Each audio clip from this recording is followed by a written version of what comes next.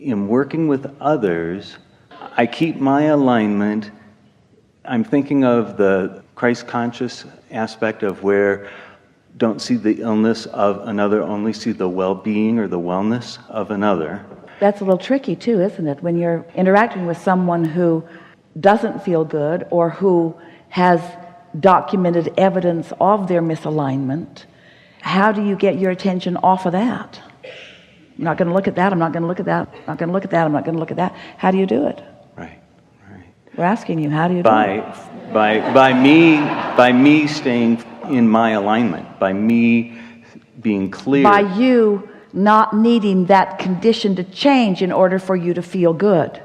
Now hear this. We have not talked about unconditional love or unconditional alignment in this way in relationship to assisting someone else in finding their healing or their alignment. But feel how powerful this is. So you alluded to the story that we often tell. You're standing before someone like Jesus, there have been many of them, and you're dripping your illness, but he sees it not. Instead, he knows your wellness. Well, he didn't just do it just now.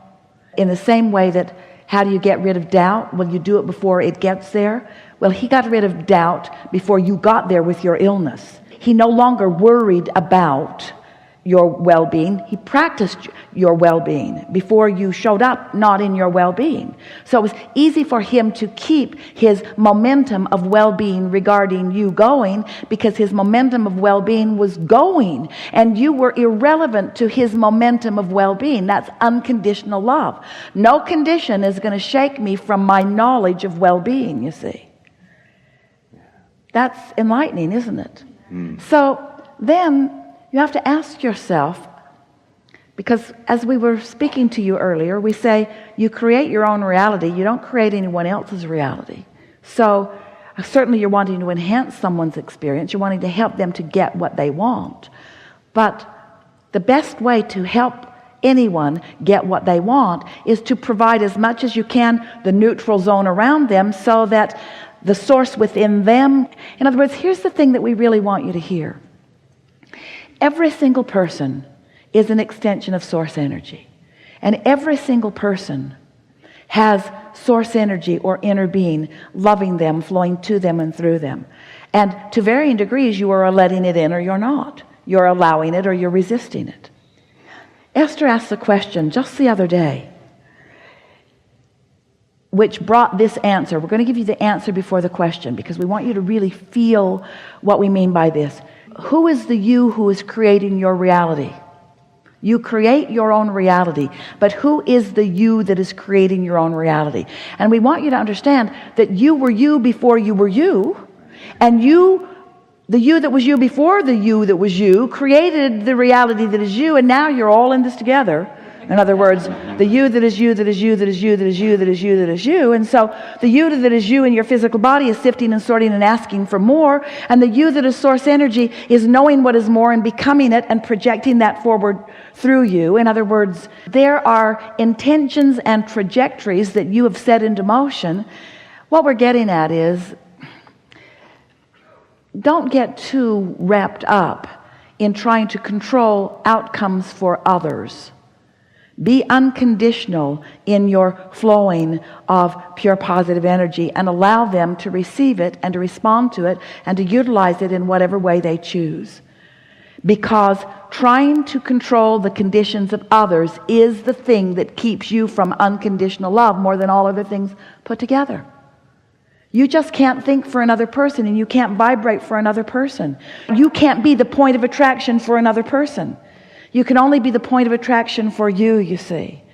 And so as you become your conscious point of attraction, and in doing so you're an open vessel that flows pure positive energy through.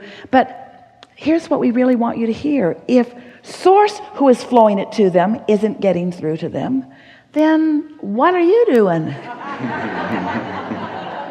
What are you doing? Well, you're loving them unconditionally. In other words, you're beaming the satellite a little closer. You're helping them in their expectation.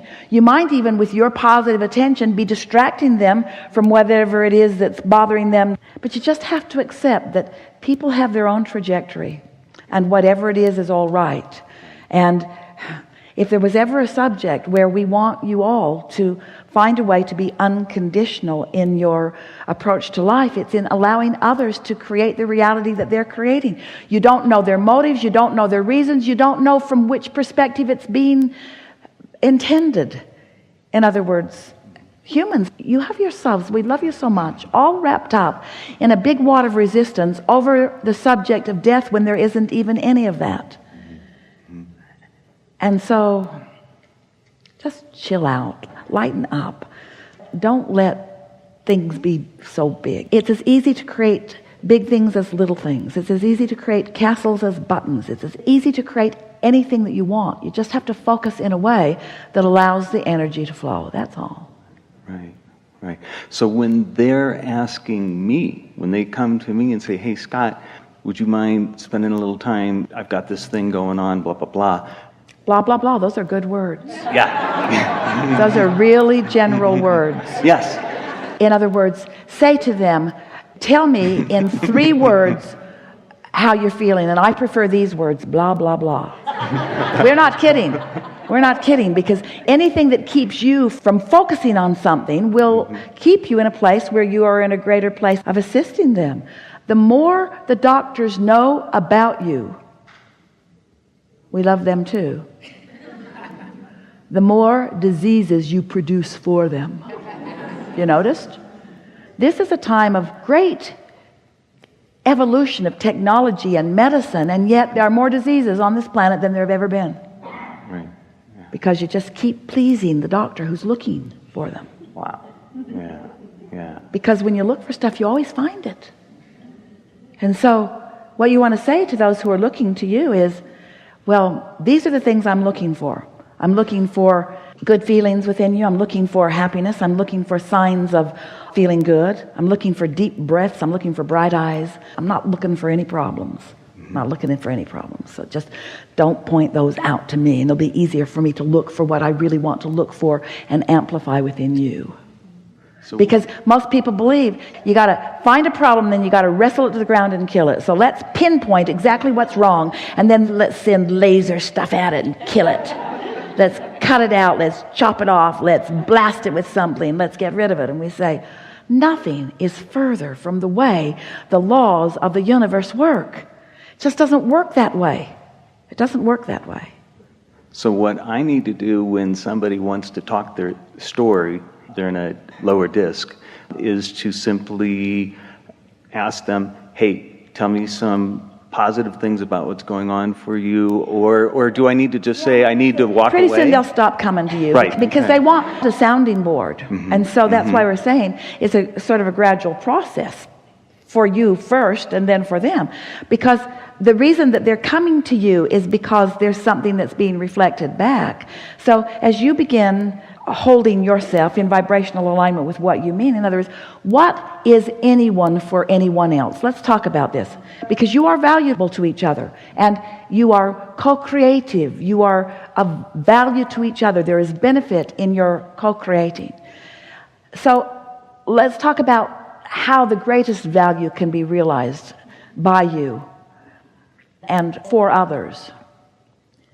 So if it is true, and it is, that everyone is an extension of source energy, and if it is true, and it is, that everyone has access to this stream, then isn't it logical that the reason that someone might be clear in a moment as compared to someone who might be confused is because the one who is confused has got some hindering vibrations going on? So how can you help a confused person? We're deliberately using the word confused. How can you help a confused person? If you say, tell me what you're confused about, and they begin telling you this litany of confusing things, and you try to keep up with them, before you know it, you are going to be as confused as they are. You have to sort of tune that confusion out. And so the less detail, the more likely you are to maintain your clarity. So then, what influence does a clear-minded person have over a confused person? In other words, Can you help someone who is confused become more clear? Well, you certainly can. But you have to control the vibrational environment. So you can't talk to them about their confusion without joining them. They're controlling the vibrational environment then. So to maintain, that's why you want to go away for 11 days. There's less confusion. In other words, it's easier for you to line up with what you've got going on. It's easier for you to find vibrational alignment. So what we're saying is, find it before you go in there. So you walk in with it. If you don't walk in with it, you don't have a chance. But if you walk in with alignment, with clarity, then it's not what you say that will evoke something from them. It's that, you see, one who's connected to this stream of well-being is more powerful than millions who are not. So when you walk in with that kind of clarity, you will elicit clarity from everywhere you are. When you are clear, you get clarity from people who have never been clear before. And when you're confused, you'll attract confusion from people sometimes who are not used to that much confusion. Have you ever seen a whirlwind just walk into a place and just sort of mess up the energy wherever they are? Won't happen to you if you are in alignment, but you see it all the time. Okay, here it is.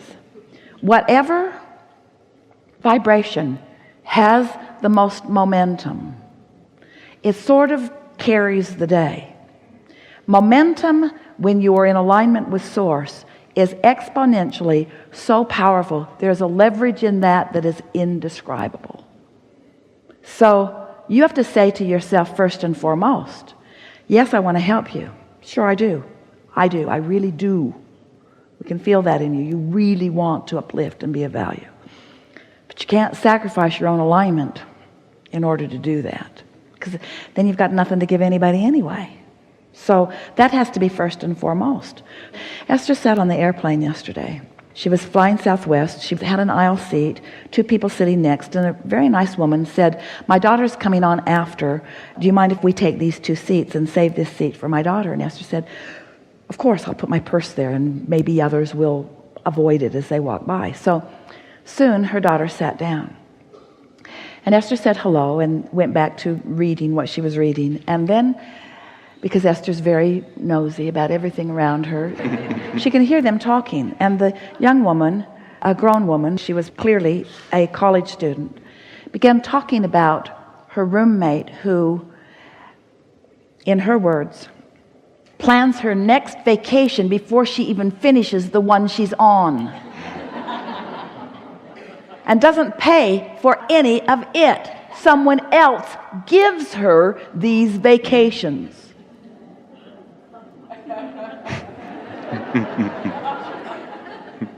And she brought so much with her there wasn't room for anybody else's things in the dorm. And she has never seen anyone as spoiled as this person. And Esther sat there. She leaned away a little bit because the resentment was sort of getting all over her.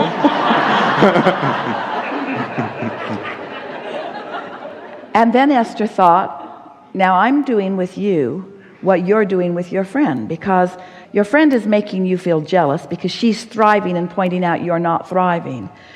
And Esther wanted to say to her, you can't get there from there. You can't get to what you want. And clearly you want it, otherwise you wouldn't be feeling so much resentment about not having. In other words, there were books. Esther wished that she just had all her books. Read this, read this, read this, read this. Read them in this order. And then Esther thought, this is a good opportunity for me to practice unconditional love. So she put on her earphones, put her neck pillow around her neck, and went away for 11 days.